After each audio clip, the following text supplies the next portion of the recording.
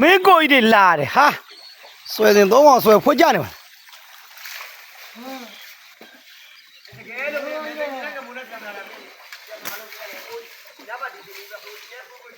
မင်းကိုကြီးတွေလာတယ်ဘေးလေကတ်ထား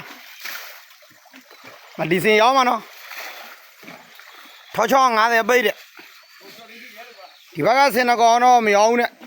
ဒီစင်ပဲရောက်မှာ650ရှော့တင်းကြီးရတဲ့ဆွဲရတော့မှာဆွဲရတော့လုံးပါတော့16လက်မှ18လက်မှရှိတယ်အရှိရတော့အများကြီးပဲကိုနေကြီးပါဦးကိုနေဘယ်လိုလဲမုံဆုံးမဖြစ်နေသမင်ကိုကားရနဲ့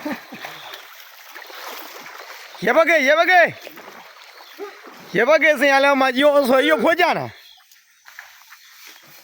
ချောင်းရေမလို့သေးဘူးမှာရေနောက်ကြည့်တာပဲငွေတိုးပေါ်ထားပါငွေတိုးရွှေတိုးထားပြီရွှေတိုးရငွေရွှေငွေတိုးရတဲ့စင်သုံးကောင်ကတော့ဂျလန်းကြီးနေပဲ